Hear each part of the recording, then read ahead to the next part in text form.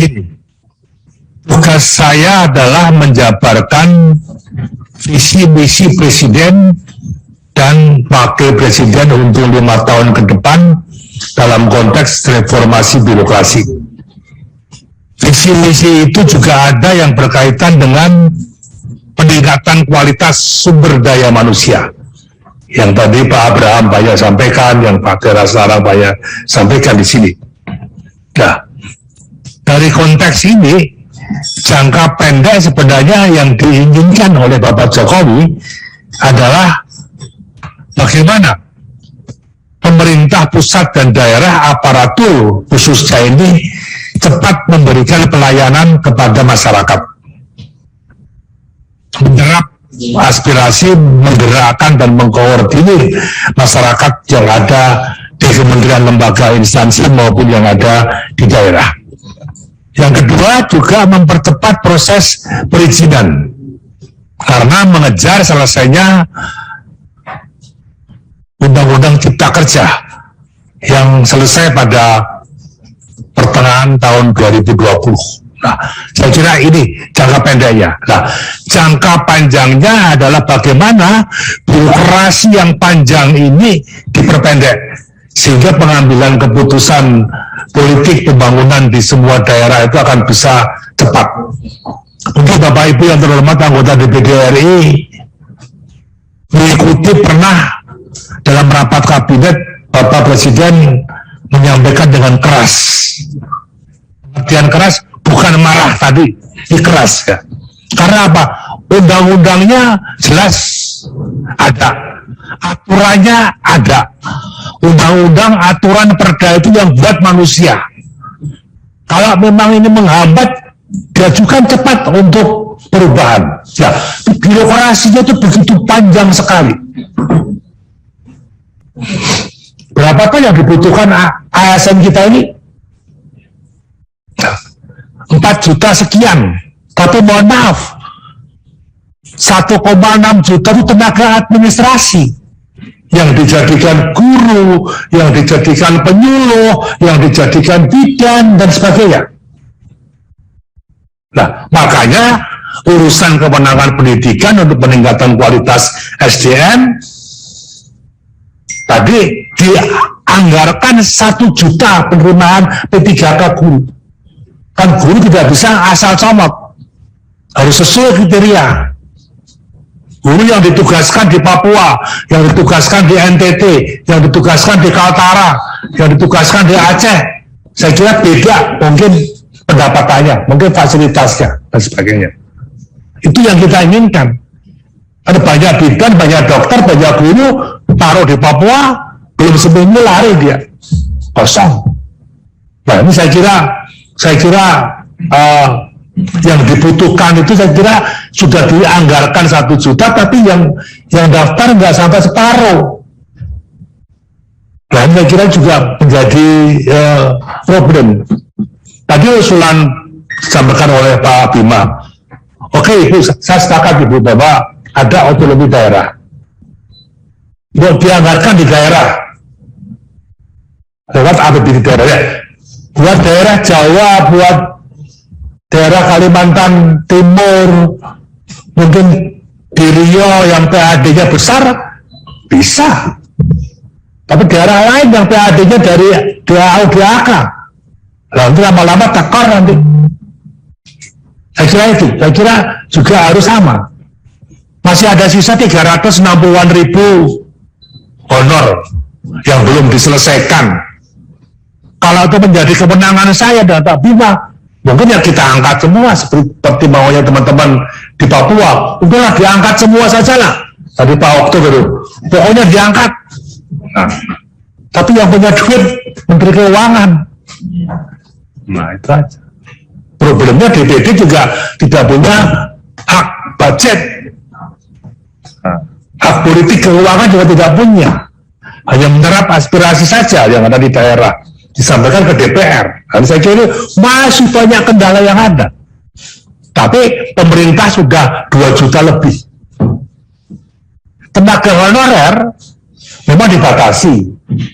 Ya, tapi kebutuhan tenaga pegawai masih banyak di daerah. DKI itu gede sekali, mulai satpam, mulai cleaning service, mulai tukang parkir, mulai petugas kebersihan, banyak daerah-daerah yang diangkat honorer dibayar sesuai UMR atau istilahnya apa itu?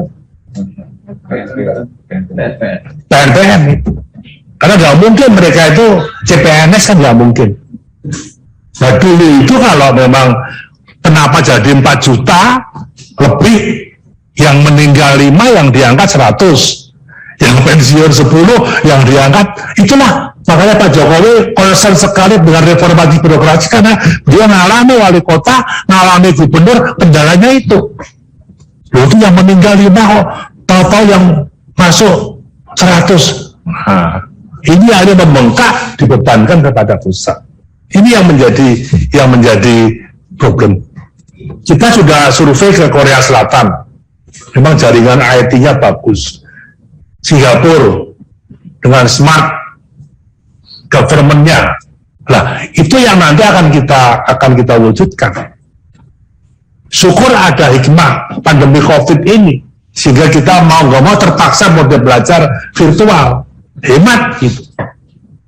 Yang biasa ada uang transport, uang lamsan ke Jakarta, terpaksa hanya uang pulsa saja, misalnya begitu. Jadi untuk efisiensi anggaran, kecepatan mengambil keputusan, itu ada hikmah dari pandemi COVID ini. Nah, ini saya kira jangka panjang yang ingin kita lihat, sehingga berapa sih kebutuhan guru berapa, kebutuhan perawat berapa, kebutuhan dokter berapa. Dengan adanya pandemi COVID ini baru sadar bahwa puskesmas kita, rumah sakit rujukan kita dan swasta hanya 38% yang siap kalau ada pandemi COVID ini. Maka anggarannya diperbesar untuk infrastruktur kesehatan. Berapa sih yang dibutuhkan dokter, perawat, baik di puskesmas maupun puskesmas pembantu maupun rumah sakit rujukan daerah? Ini yang saya kira belum ada. Tadi juga antara Mendiknas dan Kementerian Agama, ini juga nggak ada komunikasi, sehingga guru negeri yang dibutuhkan oleh Mendiknas nggak nyambung dengan madrasah. Karena dari NTT, Pak Abraham itu sekolah tinggi agama Katolik, datang ke kantor saya, bagaimana Pak saya? Ini sekolah Katolik, sekolah agama Katolik, tapi 60% pengajarnya agamanya Islam. Iya. Nah, datang ke saya, tolonglah. Yang Kristen juga sama, yang Hindu juga sama. Nah itu, minat juga sama. Termasuk rekrutmen tadi, asal ditaruh saja, tidak melihat kompetensi dan kebutuhan yang ada. Ini problem Pak Sindara. Ini problem. Sudah kami tampung semua. Kami datang kemarin. Maka kami juga minta pada Pak Menteri Agama, tolonglah Dirjen Bimas Katoliknya, Dirjen Bimas Kristennya, Hindunya ya juga dibawa api di situ. Ini saya kira beberapa hal-hal yang memang cukup menarik. Tapi tadi Pak Sukisman dari NTB, memang ASN guru sedikit memang, tapi kualitasnya juga sangat-sangat terbatas. Satu guru bisa ngajar matematika, ngajar agama, ngajar lain-lain sejarah, itu kan yang kita lihat, belum sekolahnya tadi. Itulah kondisi kita yang saya kira itu ada. Jadi Bu Eni tadi berkaitan dengan Diknas, kemudian Bu ini memang tenaga honorer yang regulasinya sudah kita atur, Bu, termasuk rekrutmennya. Mudah-mudahan Pak Bima akan segera menyelesaikan ini PR kita. Maunya kami ya kita angkat semua yang kurang 300.000 itu, tapi uangnya dari mana? Ini menyangkut pensiun.